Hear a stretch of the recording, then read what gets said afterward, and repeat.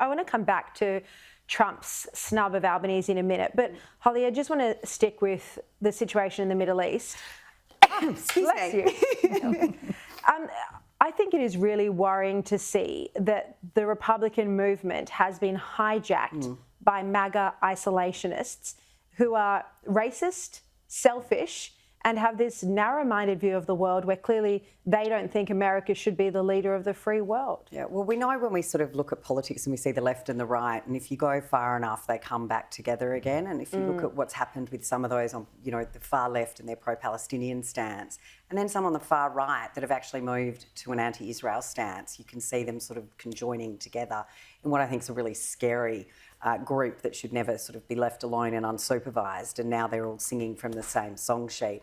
I mean, I think what Bibi's been doing is just extraordinary, and the commentary that Israel needs the US to come in, and I'm sure it would be incredibly helpful and supportive, but I have incredible faith in what Mossad and the IDF have coming next. I think their big surprises tend to be quite spectacular, so here's hoping there's a good one. But to your point about Iran and the left and the absolute poor treatment, human rights, lack of, particularly for women, the rights of LGBTI posted today support for the Iranian people or support for Iran.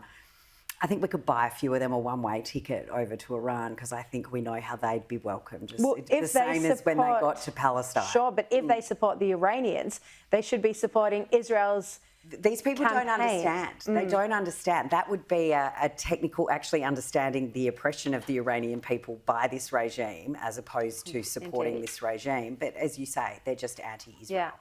All right, well, let's return to the fact that Trump cancelled his meeting with Albanese today. Now, of course, on one hand, that's understandable. He had to rush back to the Middle East, but he could have organised another time to have the meeting. He could have quickly had it. I mean, he did have time for other meetings with other world leaders. But the truth is that Albanese's left-wing ideology and offensive statements toward Israel and America, who he's treated with disdain, while, as Bronwyn says, he's been cozying up to China, this has cost him.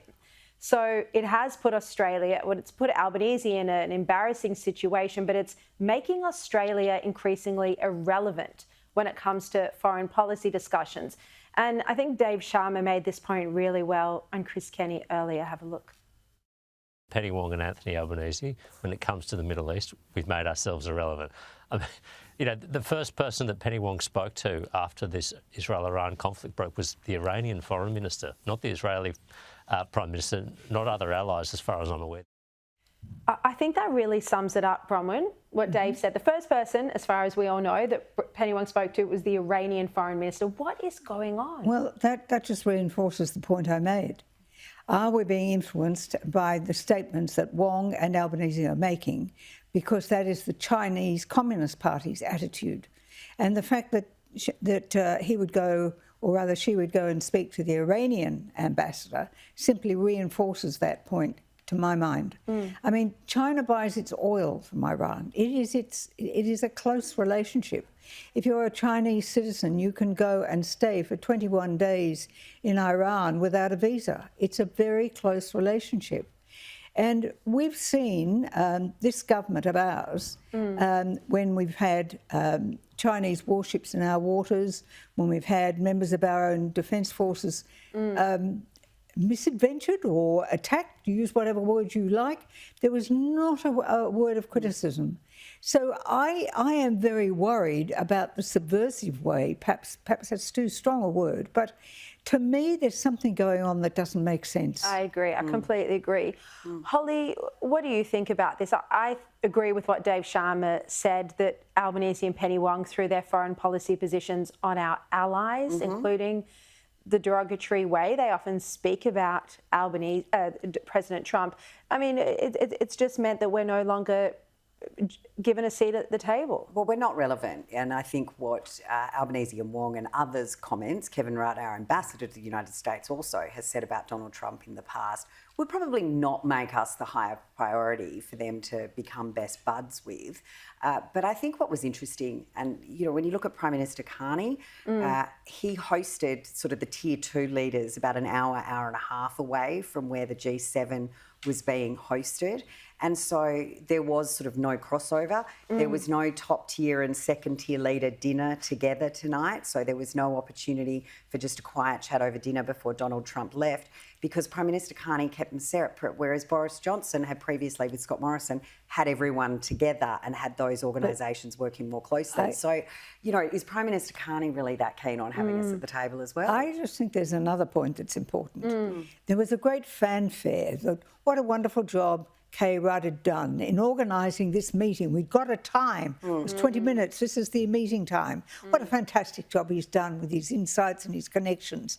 He actually went to Canada with the Prime Minister to hold his hand, which I just find amazing in terms of we have diplomatic relations in Canada, but there's Kay Rudd to hold his hand. Now, I have seen personally in the chamber that relationship between Kevin Rudd and Albanese over the years. Very close friends. Absolutely. And I remember Albanese hosting a dinner with a group of friends in a restaurant I was attending when they were planting the coup to get rid of, or to put Kevin Rudd back for the second time. Yeah. And so it's a close relationship. And I think Albanese depends on Kevin Rudd, but Kevin Rudd clearly hasn't got the connection. So what are the ramifications? Is there going to be a change in the representation we have in Washington over this? Or are we going to try and spin it away? Nothing happened, nothing to see here. It's all, what are the words? It'll be Israel's fault again. Yes. Like everything else, it'll be Israel's fault. Yeah, of course, of course.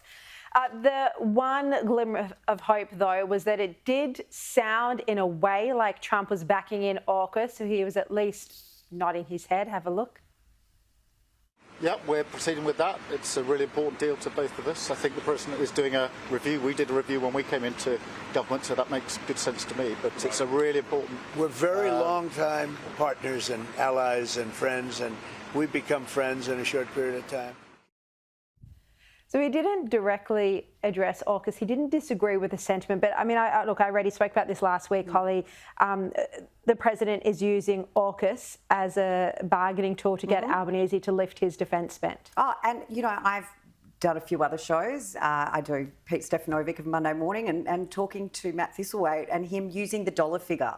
They keep talking about, but we're spending dollars here, because they cannot acknowledge it's a percentage of GDP. Out of step with everyone else. They're absolutely missing the point. They don't understand what the issue is, and yet they're still trying to spin it, but we're spending $10 billion here or we're spending $50 billion here. They're not spending They're not at all. And then Richard Marles is, we need to know what we're going to spend it on. If anyone hasn't realised yet, defence is really a finance portfolio. You're not going down to the local Costco to see what bullets are on sale as Defence Minister. It's actually working with the brass to make sure that Australia has the right strategic responses in place. And, these guys clearly don't understand how it works. No, and we look so pathetic compared to a nation with courage and who's well equipped like Israel. Absolutely. Right, Holly Hughes, Bronwyn Bishop, thank you both so much. Pleasure. Thanks, Shari.